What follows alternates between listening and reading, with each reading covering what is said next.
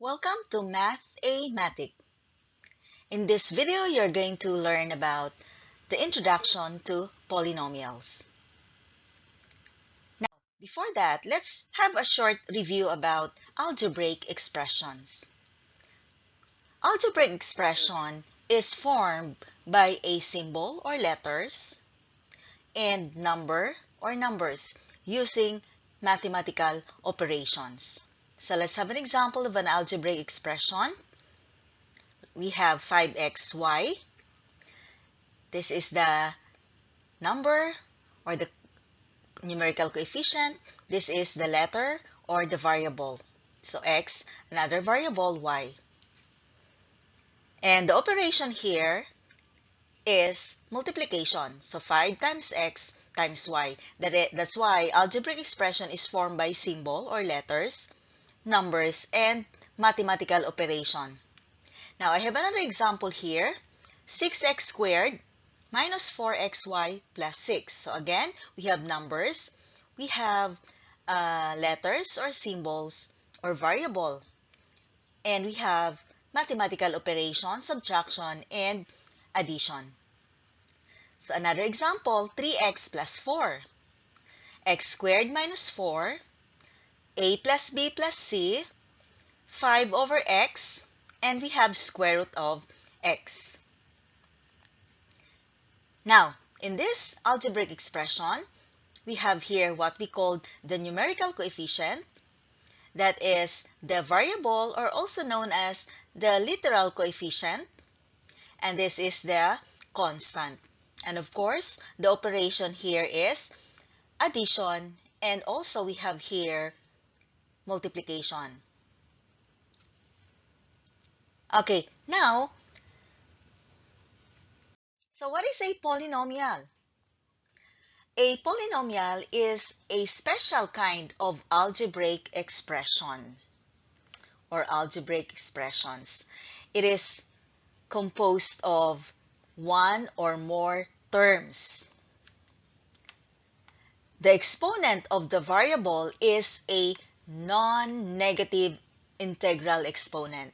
Okay, ano ibig sabihin yan? So, ang polynomial daw ay algebraic expression din, na kung saan mayroon siyang one or more terms. At yung exponent ng variable ay dapat hindi siya negative, non-negative. Okay? Hindi siya dapat negative at hindi rin siya dapat fraction. Ibig sabihin, whole number siya. So, pag sinabi nating non-negative, so yun yung the exponent is 1, 2, 3, 4, something like that. Or 0. Okay, 0 is non-negative. Now, I have here a checklist na kung saan malalaman natin na siya ay polynomial or not. First, no negative exponents. So that's the one that you're going to check, the exponent. If it's negative, it's no longer a polynomial. It is just simply called algebraic expressions. Exponent is a whole number, okay? It means hindi pwedeng magkaroon ng exponent na fraction sa polynomial. No variable in the denominator, okay? So dapat ang variable ay nasa numerator lang, hindi dapat makikita sa denominator. So, ibig sabihin, bawal yung over x, something like that. No variable under the radical sign. Okay, yung square root sign, dapat walang variable sa loob ng radical sign or sa loob ng square root sign. So, here's some examples of polynomials. So, I have here 2x cubed. So, here, the exponent is a whole number and at the same time, hindi siya negative. Another example, here, I have 5xy plus 2x minus 9. Understood ang exponent ng x and y is 1. And then I have here, negative 10y over 3. Okay, I have over here, meron siyang denominator dito, pero ang denominator ay hindi variable. Kasi sabi dito, hindi siya pwedeng tawaging polynomial pag may variable siya sa denominator. Okay? So, pwede yung constant or yung number na sa denominator pero hindi dapat ang variable or letter. One thing also is the radical sign. So, dapat wala rin siyang variable na nasa loob ng radical sign. Kagaya nito. Hindi yan siya polynomial. Okay, now, here are examples of not polynomials. So, 5x raised to negative 2. So, tingnan nyo yung exponent ngayon, negative. So, hindi siya polynomial. 7y raised to 1/2. Ang exponent ng y ay fraction. So, hindi pwede. Kailangan whole number. Whole number siya na hindi negative. Okay, so here we have 10 over x. Ayan. The denominator here is a variable. So, no variable in the denominator. So, this one is not a polynomial. And we have here square root of x plus 5x. Tingnan nyo ngayon, no variable under the radical sign. So, yung square root sign sa ilalim nun, meron siyang, or sa, ang radicand natin, or under the radical sign, meron tayong variable na x. Kaya siya na-disqualified as polynomial. So, hindi siya polynomial. So, I have here a polynomial. So, 3x cubed plus 5xy minus 8. This number 3 here is what we call numerical coefficient. That x is what we call the variable or literal coefficient. We have another literal coefficient here, y. And this is also another numerical coefficient. And the number 3 is what we call the exponent, which is non-negative exponent. Hindi siya negative. At yung negative 8 is what we call constant. Don't you know that ang negative 8 or ang constant ay pwede rin siyang tawaging coefficient? You will learn that in higher math. Or I mean, if you are going to study about the laws of exponent for zero exponent. Okay, now, so aside from those terms, this number 3 is also called the leading coefficient. And I'll explain, I'll give the definition bakit siya leading coefficient. At ito naman, here, are what we call terms. Okay? So now, leading coefficient is the coefficient or number written in front of the variable with the highest exponent. So, tingnan natin ngayon, di ba? Ang naka-arrange na siya ng descending. Pag sinabi nating descending, pababa. Mula sa mataas na exponent, pababa. Ano ang exponent ng x? 3. Ano ang exponent ng x dito? 1. Ano ang exponent ng y is 1. So, itong x ang may pinakamataas na exponent.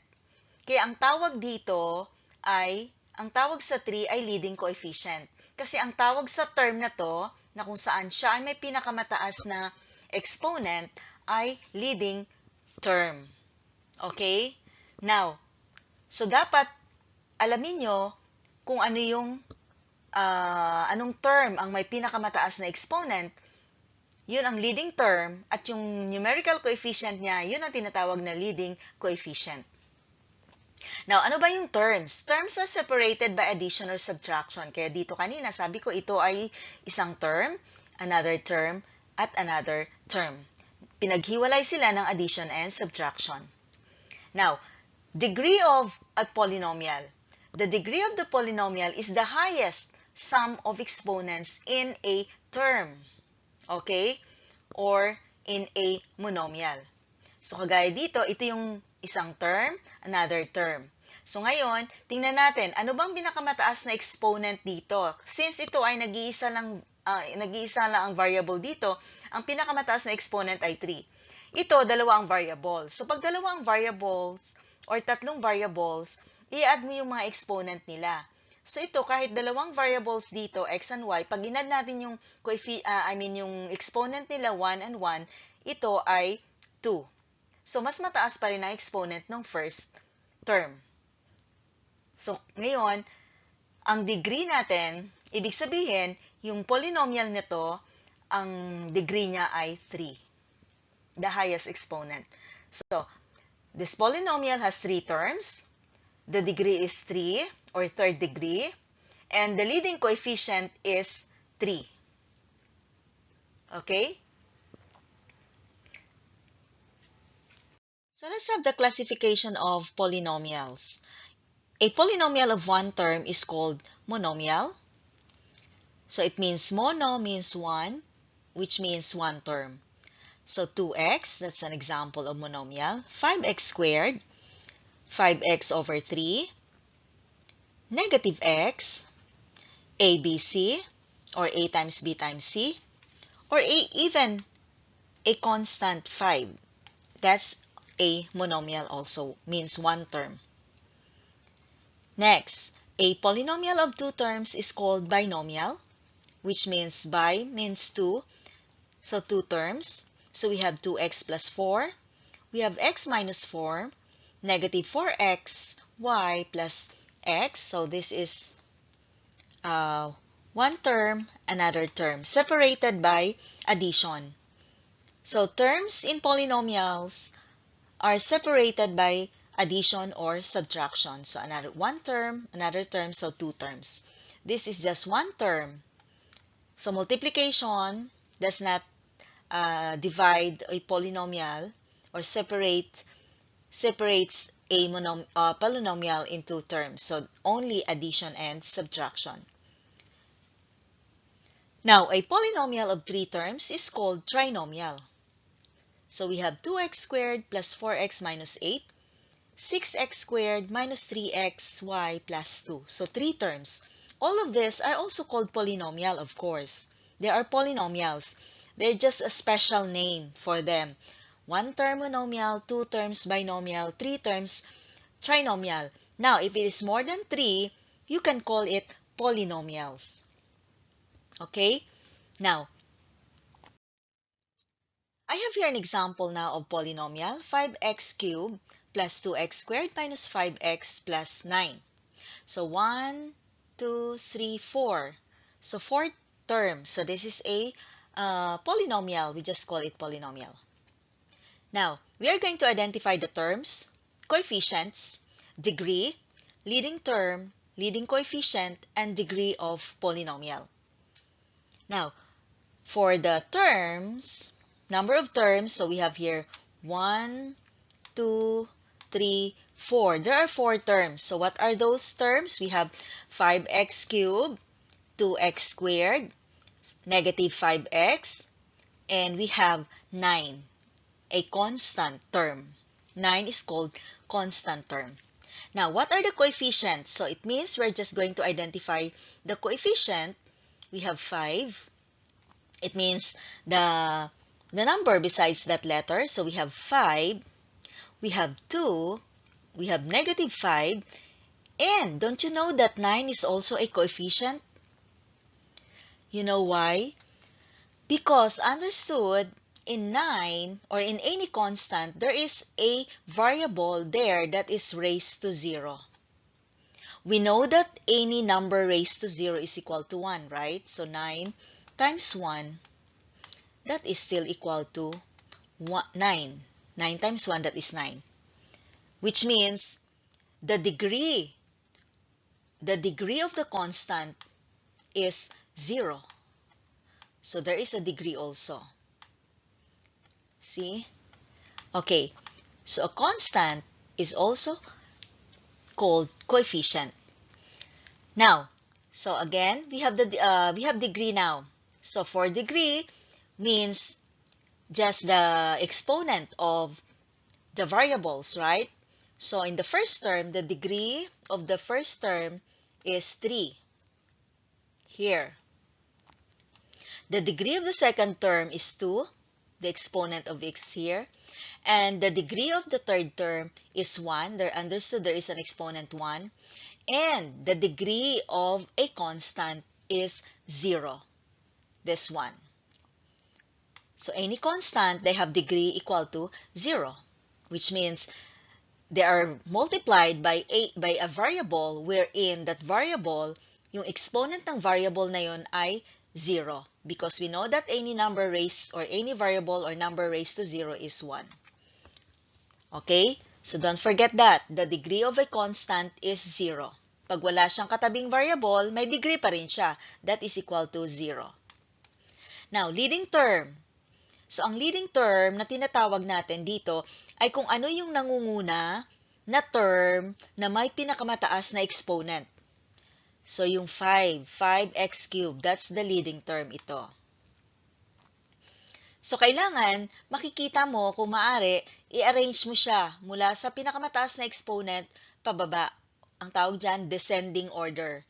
Kaya ito naka-arrange na siya. Naka-arrange na ito sa descending order. 3, 2, 1, 0. Yung mga exponent nila nakaayos. Now, if this is the leading term, 5x cubed, it means that the leading coefficient is 5. So, kung ano yung coefficient ng leading term, yun ang leading coefficient ng buong polynomial. Now, the degree of polynomial is 3. Why? Because the highest exponent here is 3. So, mayroon tayong 1, 2, 3, 4, apat na degree dito. Sa first term, ang degree ay 3. Sa second term, ang degree ay 2. Sa third term, ang degree ay 1. Sa last term, ang degree ay 0. Pero yung degree ng polynomial, ang kabuuan, kung ano yung pinakamataas na exponent. So, that is 3. Okay, next example. Look at this one. I have here 4x cubed y. So, I have two variables here. And then 4x squared y, or 4x squared times y, minus 5x squared minus 8. So, again, we're going to identify the terms. Tingnan muna natin kung nakaayos na siya. Mula sa mataas na exponent, pababa. Okay, 3. Kasi understood ito, ang y natin ay may exponent na 1. Pag 1 kasi, hindi na natin nilalagay. Okay? So, ito, pag i-add natin, 3 plus 1, ito ay 4.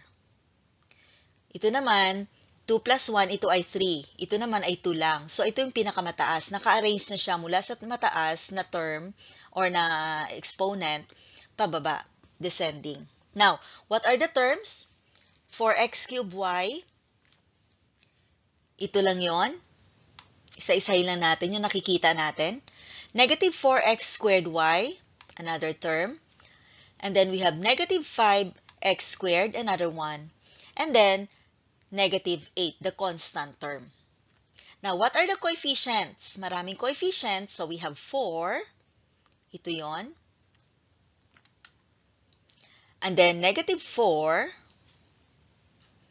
negative 5, and negative 8. Sa degree naman, ang degree, pag sakaling dalawa na yung variables, i-add nyo lang yung coefficient ng dalawang variables na yon or tatlong variables. Depende kung ilang variables siya. So, dito, 3 plus 1, that is 4. And then, dito naman, 2 plus 1, that is 3. And then, dito naman, 2 and 0 sa constant. Ang degree ng constant ay 0. Now, ang leading term natin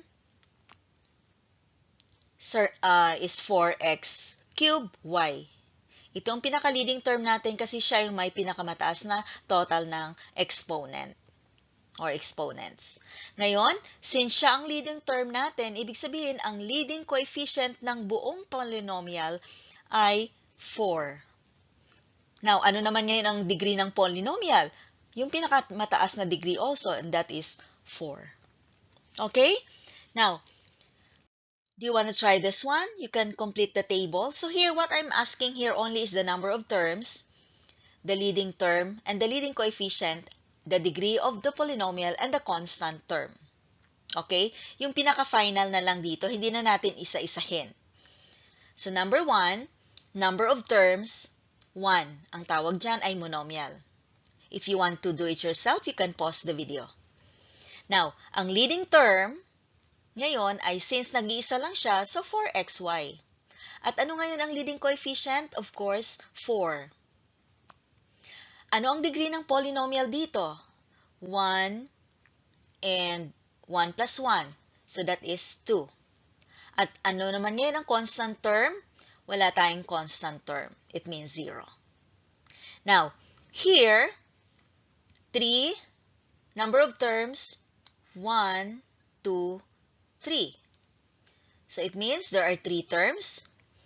Ano ngayon ang leading term natin? Pag inad natin yung exponent nito, ito ay 2 plus 1, that is 3. Ito naman, sa A, sa B, ay 2 lang. So, ibig sabihin, ang leading term natin ay 3A squared B. At ang leading coefficient natin ngayon ay 3. Ang degree ng polynomial natin ay 3. Okay? So, 2 plus 1. That is 3, the degree of polynomial. Ang constant term natin ngayon ay 7. Next. Tama bang sagot mo dito? Okay, next. Pwede mong i-pause yung video again kung gusto mo munang sagutan. So, number of terms, 1, 2, 3, and 4. So, there are 4 terms. At ang leading term natin, since itong may pinakamataas na exponent siya, kasi pag tinignan nyo, nakaayos na ito mula sa mataas at maliit na exponent. So, ito ay 3, ito ay 2 lang, ito naman ay 1. So, ibig sabihin ang leading term natin ay 4x cubed. At ang leading coefficient natin, syempre, kung ano yung coefficient ng 4x cubed na yon, ang coefficient niya ay 4. So, ang degree ng polynomial natin ay 3. At ang constant term naman natin ay negative 6. Next here, ito, 3 plus 2, that is 5. Ito naman, 2 plus 1, 3 lang. So, number of terms, 1, 2, 3. So, 3 terms. That is trinomial. Next, ano ang leading term natin? Leading term is x cubed, y squared. Ito ang leading term natin kasi siya yung may pinakamataas na total na exponent. At ano ngayon ang leading coefficient nito? Understood, there is 1. Ang degree of polynomial niya ay 5. And then, ang constant term ay negative 10.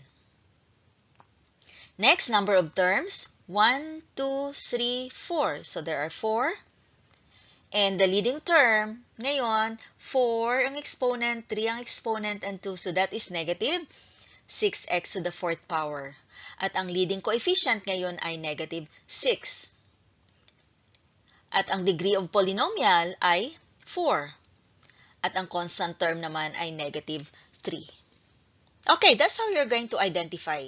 So dito, kanina sa unang example ko, inisa-isa pa natin. So dito ngayon yung general na. Saka kung ano na yung leading term ng buong polynomial. Kung ano yung leading coefficient at degree ng buong polynomial.